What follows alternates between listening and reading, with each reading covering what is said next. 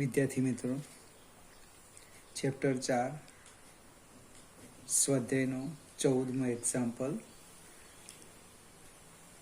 બે ગૂંચળા બતાવેલા છે, એક વાય ગૂંચળું અને એક એક્સ ગૂંચળું. એનું જે સમતલ છે એ ઉત્તર દક્ષિણ દિશામાં છે. બંને ગૂંચળાની ત્રિજ્યા આપી છે. આપણે RX અને RY લખીશું. RY 10 સેન્ટીમીટર એટલે 0.10 મીટર. RX 16 સેન્ટીમીટર એટલે 0.16 મીટર. ગૂંચળા એક્સમાં આંટાની સંખ્યા આપેલી છે. ગૂંચળા એક્સમાં આંટાની સંખ્યા એટલે NX લખીએ, 20 આપી છે. તેમાંથી પસાર થતો પ્રવાહ આપ્યો છે IX 16 એમ્પિયર. ગૂંચળા વાયમાં આંટાની સંખ્યા આપી છે 25 અને તેમાંથી પસાર થતો પ્રવાહ આપ્યો છે IY 18 એમ્પિયર. પશ્ચિમ તરફ મોઢું રાખીને ઉભેલો અવલોકનકારની દ્રષ્ટિએ એક્સમાંથી પસાર થતો પ્રવાહ વિષમ ઘડી દિશામાં અને વાયમાંથી પસાર થતો સમઘડી દિશામાં, જે ઓલરેડી આકૃતિમાં બતાવ્યું છે, વિષમ ઘડી એક્સમાં અને આમાં સમઘડી દિશામાં. તો તેમના કેન્દ્રો પાસે ઉદ્ભવતું પરિણામી ચોખ્ખું ચુંબકીય ક્ષેત્રનું મૂલ્ય અને દિશા જણાવો. હવે પ્રવાહ વિષમઘડી દિશામાં હશે ત્યારે ચુંબકીય ક્ષેત્રની દિશા પશ્ચિમ આવવાની અને સમઘડી માટે પૂર્વ આવવાની. બને બંનેની દિશા કેવી છે? પરસ્પર વિરુદ્ધ છે. જેનું મૂલ્ય મોટું હશે તે પરિણામી ચુંબકીય ક્ષેત્રની દિશા આવશે. હવે કેન્દ્ર પર લખ્યું છે, તો કેન્દ્ર માટે હું સીધું સૂત્ર કોમન લખી દઉં. B બરાબર μ0NI/2R. હવે સામે લખીએ, એક્સ ગૂંચળું અને વાય ગૂંચળું. અહીંયા એક્સ લખી દઈએ, બાજુમાં વાય લખીએ. તો એક્સમાં લખાય BX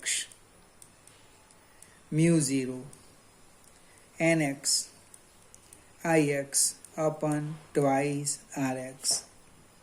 બાજુમાં લખો BY μ0 NY IY/2RY.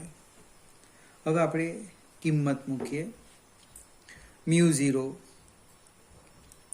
4π × 10⁻⁻7 NX. NX આપણા છે 20 ગુણ્યા IX 16 ભાગ્યા 2 ગુણ્યા RX ત્રિજ્યા 0.10. એટલે લગભગ સાદુરૂપની વાત કરીએ તો 2 ને 2 નીકળી જાય.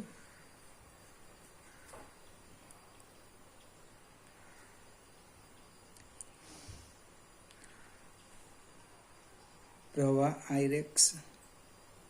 RX ત્રિજ્યા ભૂલ થઈ ગઈ, આ 16 છે, 0.16. જો આ 16 અને 16 નીકળી જશે, અહીંયા ઉપર 100 આવવાના.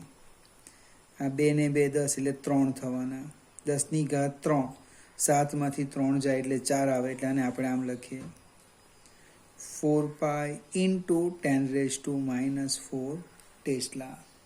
ખ્યાલ આવશે કે આ 0.16 છે એટલે 100 ઉપર એટલે 16 ને 16 નીકળી ગયા. 20 ભાગ્યા 2 એટલે 10, 100 ને 10 એટલે 1000 થવાના. એમાં 3 મીંડા કાઢી નાખ્યા.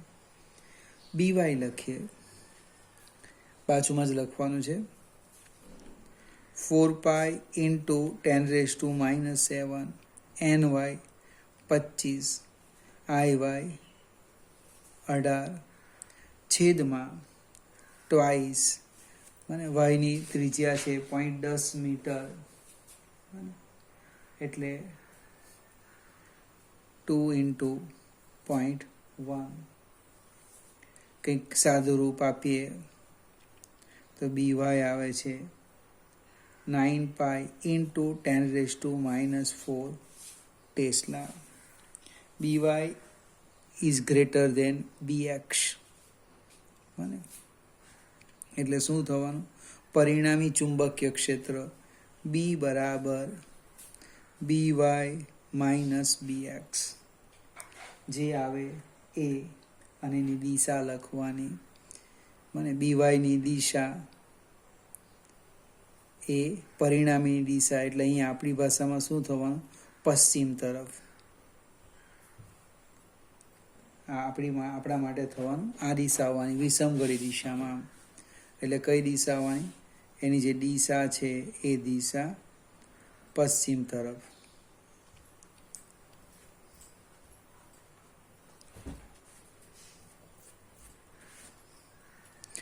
આગળ જઈએ, ફરીથી એકવાર સમજાવું. આ વિષમઘડીની દિશા આપણી આ આવવાની. અહીંયા આકૃતિમાં પૂર્વ લીધી છે એટલે પૂર્વ તરફ આવશે. તો આ વાય વલણની ત્રિજ્યા આવવાની, વાય સમઘડી એ પશ્ચિમ તરફ. વાય વલણની ત્રિજ્યા કઈ છે? પશ્ચિમ તરફ. આપણે મોટું કયું છે વાય, એટલે આ પરિણામી જે ક્ષેત્ર આવ્યું એની દિશા પણ આવવાની પશ્ચિમ તરફ. આગળ જઈએ, 15મો એક્ઝામ્પલ.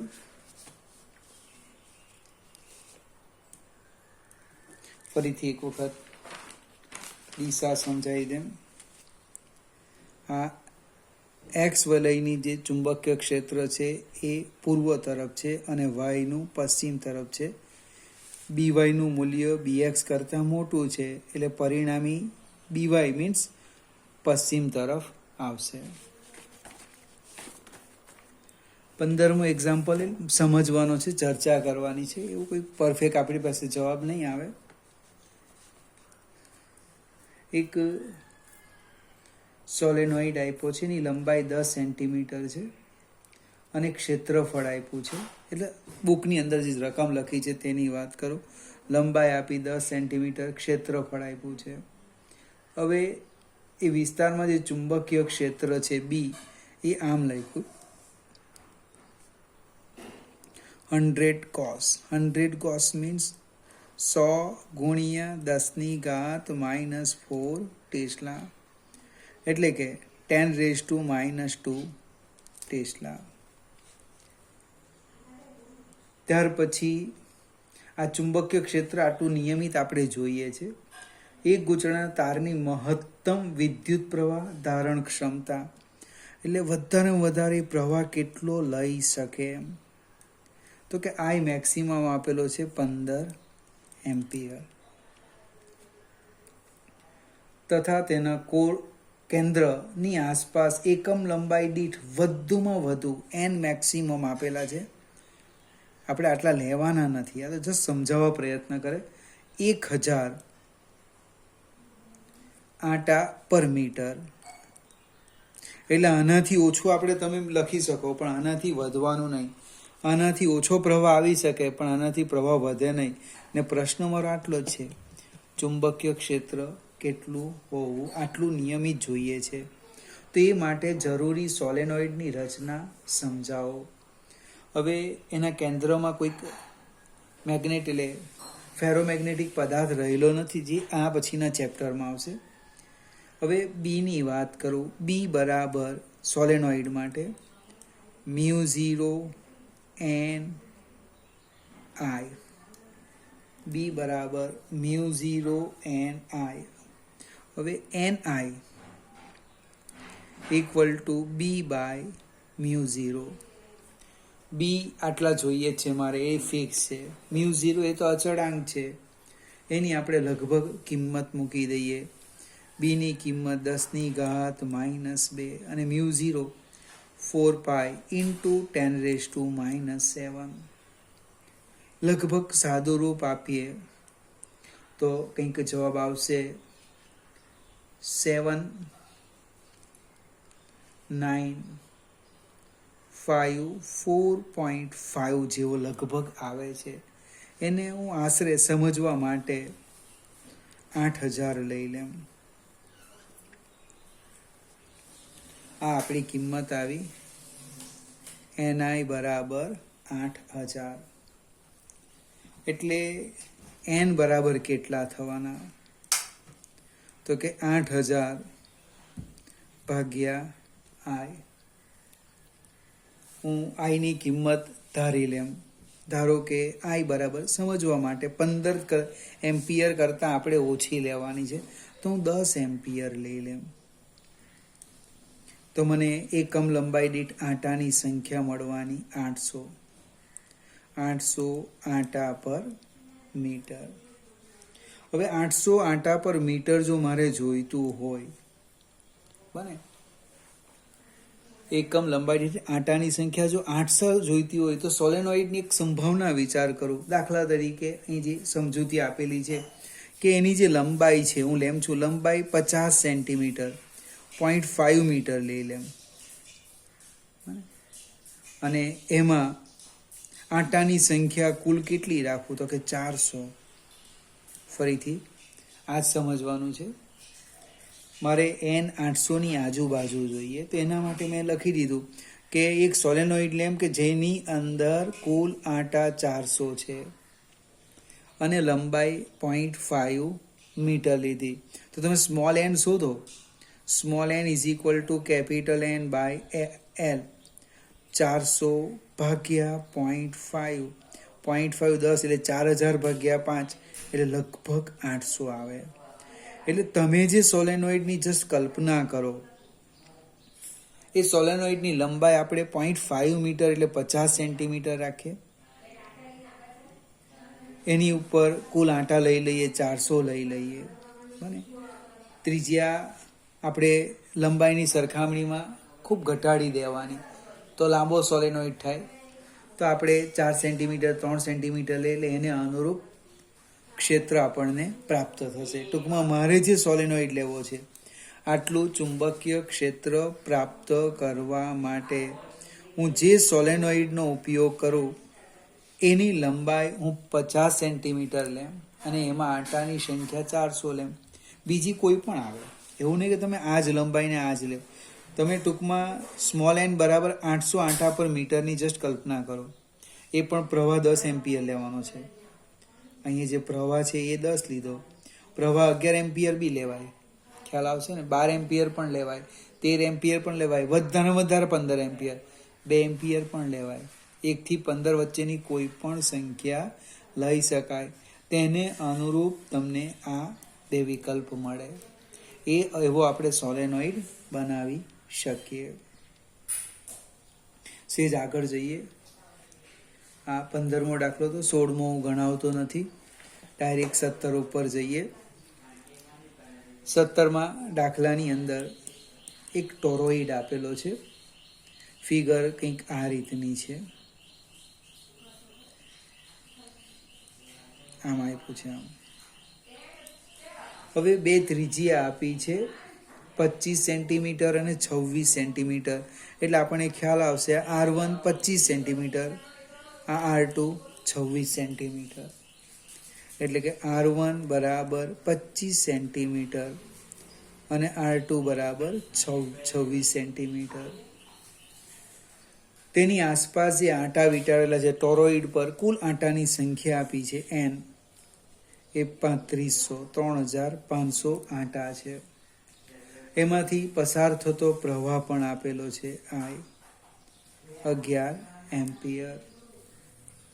ટોરોઇડની બહાર અને ટોરોઇડના કોરની અંદર અને ઘેરાયેલી ખાલી જગ્યામાં ચુંબકીય ક્ષેત્ર કેટલું હશે? હવે આપણે થિયરી આવડે તો હું ડાયરેક્ટ આ બે પ્રશ્ન લખી દઉં.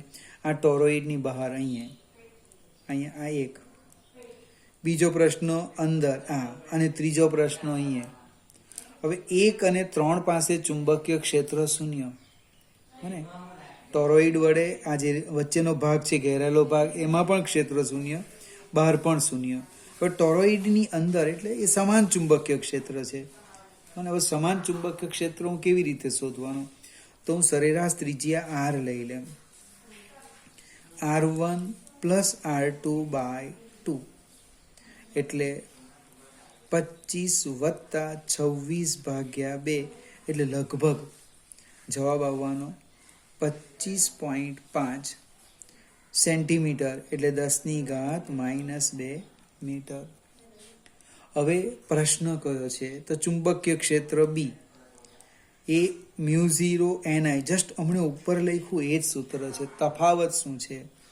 તો અહીંયા જે μ0 ni, n સ્મોલ n એટલે એકમ લંબાઈ દીઠ આંટાની સંખ્યા છેદમાં પરિઘ ઇન્ટુ i. સોલેનોઇડ હોય તો અહીં લંબાઈ l લખાય, ટોરોઇડ હોય તો પરિઘ લખાય. કિંમત મૂકે અથવા સાદું રૂપ આપીએ હજુ પણ. બી બરાબર μ0 ni અપન પરિઘ ટ્વાઇસ પાય r. બધી જ કિંમતો આપણે મૂકી દઈએ.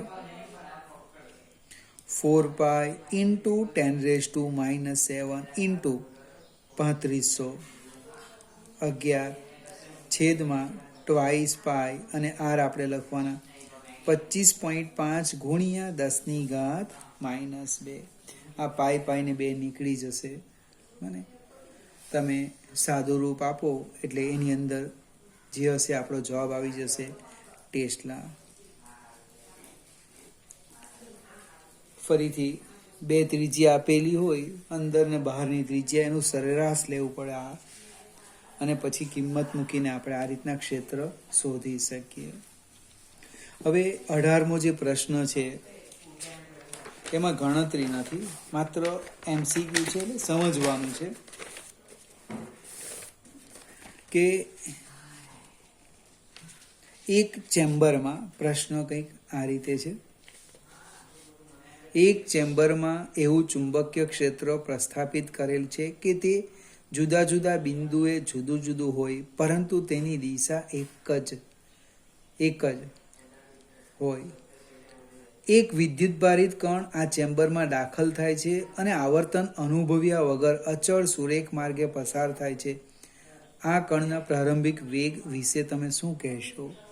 હવે ધારો કે આપણે જો સમજવા પ્રયત્ન કરીએ, આ એક ચેમ્બર લઈ લઈએ, એની અંદર ચુંબકીય ક્ષેત્ર બદલાતું છે પણ એની દિશા એક જ છે. આમ હવે વિદ્યુત ભારિત કણ એમાં વિચલન પામ્યા સિવાય બહાર નીકળે. હવે વિચલન ન પામે એનો અર્થ એવો થાય કે એની પર લાગતું બળ શૂન્ય. હવે બળ શૂન્ય ક્યારે હોય? તો કે એનો વેગ v અને ક્ષેત્રની દિશા કેવી હોય? સમાંતર અથવા પ્રતિ સમાંતર. અને જો વિદ્યુત ભારિત કણ ક્ષેત્રની દિશામાં કે એની વિરુદ્ધ દિશામાં, એટલે આ ગતિની દિશા આપણે આ લઈએ અથવા આ લઈએ, તો એ વિચલન પામ્યા સિવાય તેમાંથી પસાર થશે. બીજો પ્રશ્ન પણ આ જ પ્રકારનો છે. તીવ્ર અને અનિયમિત ચુંબકીય ક્ષેત્ર ધરાવતા વાતાવરણમાં ચુંબકીય ક્ષેત્રનું મૂલ્ય અને દિશા જુદા જુદા બિંદુએ જુદું જુદું છે. અહીંયા જુદું, અલગ અલગ છે. એમ કે તેમાં એક વિદ્યુત ભારિત કણ દાખલ થાય છે અને જટિલ માર્ગે બહાર આવે છે. જો તેણે આ વાતાવરણ સાથે કોઈ પણ અથડામણ ન અનુભવી હોય તો શું તેને અંતિમ ઝડપ તેની પ્રારંભિક ઝડપ જેટલી જ હશે? બહુ જ મજાનો પ્રશ્ન છે. એ કદાચ ગતિપથ આવો જટિલ હશે, આમ વિચારીએ તો એનો જે પ્રારંભિક વેગ છે અને અંતિમ વેગ એ સરખો હશે? તો કે હા. કેમ ભાઈ હા? તો કે એ જે જટિલ માર્ગ છે એનું કારણ શું છે? ચુંબકીય બળ. ચુંબકીય બળ યાદ રાખો, માત્ર અને માત્ર દિશા બદલે. ચુંબકીય ક્ષેત્રમાં ગતિ કરતો વિદ્યુતભાર કદી ગતિ ઉર્જા પ્રાપ્ત કરતો નથી. જેટલી ગતિ ઉર્જાથી દાખલ થયો એટલી જ ઉર્જાથી બહાર આવવાનો. એટલે અહીંયા કોઈ બીજા વાતાવરણના કણ સાથે અથડાતો નથી એનો અર્થ એવો થાય કે એનો પ્રારંભિક વેગ અને અંતિમ વેગ કેવો હશે? સરખો જ હશે. સી પ્રશ્ન છે. A, B અને C આપ્યો છે. પશ્ચિમથી પૂર્વ તરફ ગતિ કરતો એક ઇલેક્ટ્રોન એટલે આપણે લઈએ આ પશ્ચિમ ને આ પૂર્વ. આમ એક ઇલેક્ટ્રોન લઈ લઈએ પશ્ચિમથી, એટલે પ લખવો અહીંયા પૂર્વ લખવો. આ એક ઇલેક્ટ્રોન આમ ગતિ કરે છે. ઇલેક્ટ્રોન ઉત્તરથી દક્ષિણ દિશામાં નિયમિત ચુંબકીય ક્ષેત્ર ધરાવતી ચેમ્બરમાં, એટલે ઇલેક્ટ્રોન આમ ગતિ કરવાનો, આમ કાં ઉપર જશે કાં નીચે. ક્ષેત્ર ટૂંકમાં આમ છે, પશ્ચિમથી પૂર્વ આ ક્ષેત્રની દિશા, અને એમાં લંબ રૂપે ઇલેક્ટ્રોન દાખલ થાય છે. નિયમિત ચુંબકીય ક્ષેત્રને કઈ દિશામાં લગાડવું જોઈએ કે જેથી ઇલેક્ટ્રોન કોઈ પણ નિયમિત વિદ્યુત ક્ષેત્ર શબ્દ આવવો જોઈએ, કારણ કે ચુંબકીય ક્ષેત્ર તો ઓલરેડી આપણી પાસે છે જ, પશ્ચિમથી પૂર્વ. તો નિયમિત વિદ્યુત ક્ષેત્રને કઈ દિશામાં લગાડવું જોઈએ કે જેથી ઇલેક્ટ્રોન કોઈ પણ કોણાવર્તન અનુભવ્યા વગર સીધી રેખામાં ગતિ કરે. આપણે લગભગ આ ચેપ્ટરમાં વેગ પસંદગીકાર કરીને થિયરી જોઈ ગયા. એ પ્રમાણે અહીં જે વિદ્યુત ક્ષેત્ર છે એ ચુંબકીય ક્ષેત્રને લંબ રૂપે લગાડવાનું, તો એ વિચલન અનુભવશે નહીં. હવે ચુંબકીય બળ એ દક્ષિણ દિશામાં લાગવાનું. આપણે આમ પકડી રાખીએ, ચુંબકીય બળ દક્ષિણ દિશામાં હોય તો ફ્લેમિંગના ડાબા હાથના નિયમ પ્રમાણે વિદ્યુત ક્ષેત્ર નીચેની અધોદિશા તરફ હોવું જોઈએ. ટૂંકમાં કહેવાનો અર્થ શું છે, ડી અને વી પરસ્પર કેવા હોવા જોઈએ, લંબ. તો એ વિદ્યુત ભારિત કણ તેમાં વિચલન અનુભવ્યા સિવાય પસાર થશે. ફરીથી મિત્રો, બાકીના દાખલા હજુ 2 દિવસમાં આપણે ચલાવીશું, પછી 5મા ચેપ્ટરની શરૂઆત કરીશું.